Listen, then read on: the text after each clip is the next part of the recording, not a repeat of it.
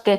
So நம்ம கர்மா cleansing அப்படிங்கிறது வந்து நம்ம பாஸ்ட் லைஃப்ஸ்ல இல்லையோ நம்மளுடைய பேரண்ட்ஸ் இல்லையா, இப்ப இந்த லைஃப்ல ஒரு பேரண்ட்ஸ் இருந்திருப்பாங்க, ஆனா அதே வந்து பாஸ்ட் லைஃப்ஸ்ல வேற பேரண்ட்ஸ் இருந்திருப்பாங்க.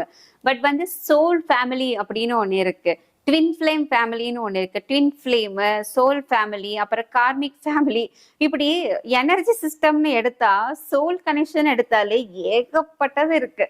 ஸோ மைண்ட் கன்ஃபியூஸ் ஆயிடும்.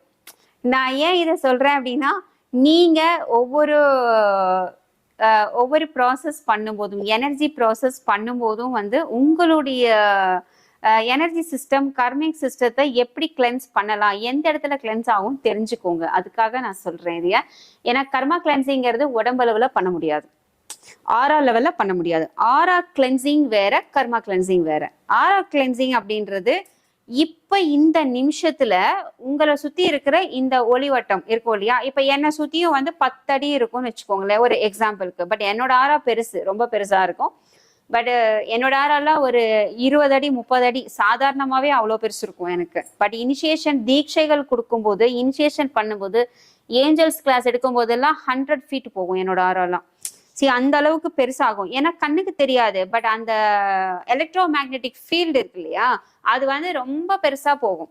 அப்போ ஆரா கிளென்சிங்கிறது எனர்ஜி ஃபீல்டை கிளென்ஸ் பண்றது. ஆனா கர்மா கிளென்சிங் அப்படிங்கிறது அப்படி இல்லை. நீங்க ப்ரீவியஸ் பர்த் இல்ல பேரண்ட்ஸோட கர்மா எனர்ஜிஸ், ஸோ இந்த பேரண்ட்ஸோட கர்மிக் இஷ்யூஸ் எல்லாம் எங்க இருக்கும் அப்படின்னா, இந்த பூமி சம்பந்தப்பட்ட நம்மளுடைய லோவர் சக்ராஸ்ல எல்லாமே இம்ப்ரிண்ட் ஆயிருக்கும். ஆனா உங்களுடைய ஓன் சோல் இருக்குல்ல, அந்த ஓன் சோலோட எனர்ஜிஸ் எல்லாமே ஹையர் சக்ராஸ்ல வந்துட்டு பதிவாயிருக்கும்.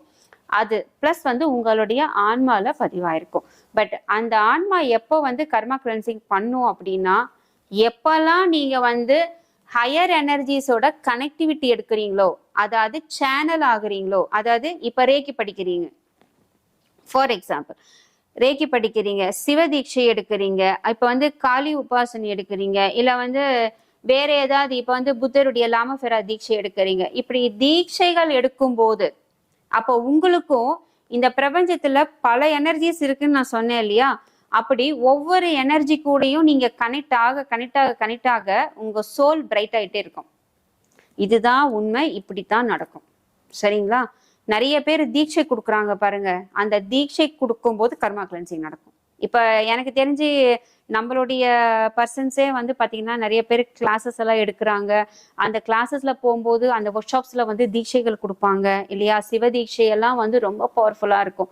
ஸோ அந்த தீட்சைகள் எல்லாம் எடுக்கும்போது, இல்ல ரேக்கி படிக்கிறீங்க, ரேக்கி எனர்ஜி எடுக்கிறீங்க, இனி வந்துட்டு ஏஞ்சல்ஸோட கனெக்ட் ஆகுறீங்க, ஏஞ்சல்ஸோட எல்லாம் நீங்க கனெக்ட் ஆகுறீங்க, கர்மா கிளென்சிங் வேற லெவல்ல நடக்கும் அது.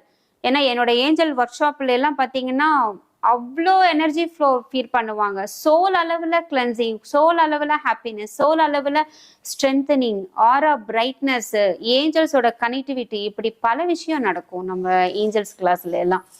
ஓகே, அப்போ நீங்க கர்மா கிளென்சிங் அப்படிங்கிறது நம்ம சோல் அளவில் பண்ண வேண்டிய விஷயம்.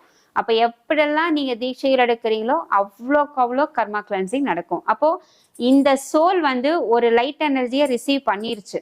ஒரு எக்ஸாம்பிள் சொல்றேன். இப்ப இத வந்து ஜாதகத்தோட சேர்த்து இப்ப சொல்றேன் பாருங்க.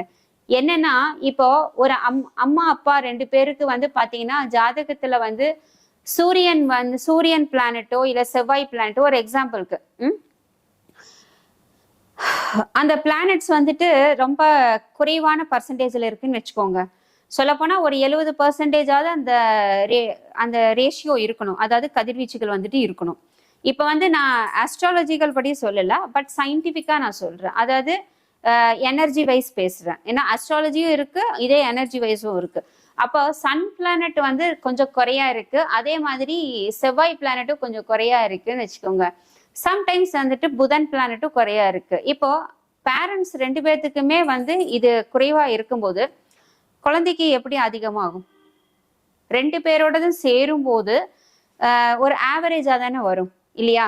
இப்போ இவங்க 2 பேருக்கும் ஒரு 40 தான் இருக்கு, இன்னொருத்தருக்கு 20 தான் இருக்கு அப்படின்னா, இப்போ இவங்களுடைய கருவுல இருந்து வரக்கூடிய குழந்தைக்கும் வந்து அந்த குழந்தையுடைய ஹாரோஸ்கோப்லயும் வந்து சூரியன் வீக்கா தானே இருக்கும்.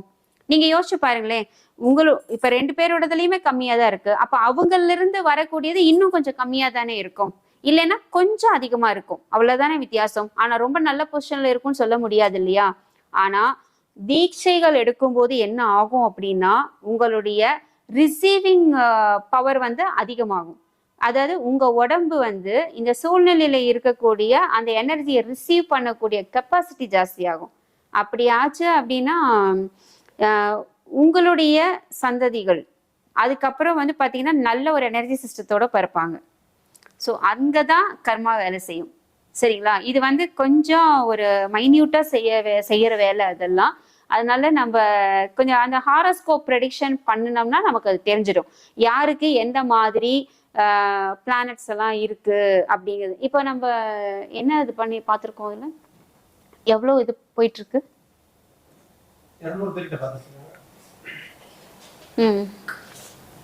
ஏதாவது இது இருக்கா, கொஸ்டின்ஸ் இருக்கா? கமெண்ட்ஸ் வந்து 260 பேர் பார்த்துட்டு இருக்கீங்க. வீடியோ எல்லாம் டபுள் டாப் பண்ணி லைக் பண்ணிட்டு பார்த்துட்டு இருக்கீங்க. இப்போ கர்மா பத்தி பேசிட்டு இருக்காங்க. அடுத்தடுத்து நிறைய டாபிக்ஸ் வர காத்துட்டு இருக்கு. இன்னும் நிறைய சூப்பரான விஷயங்கள் தான் வருது. சூப்பர் தக்க விஷயங்கள் பார்க்கலாம். ஓகே, இப்போ நம்ம ரேக்கி பத்தி ரேக்கி அப்படிங்கிறத நம்ம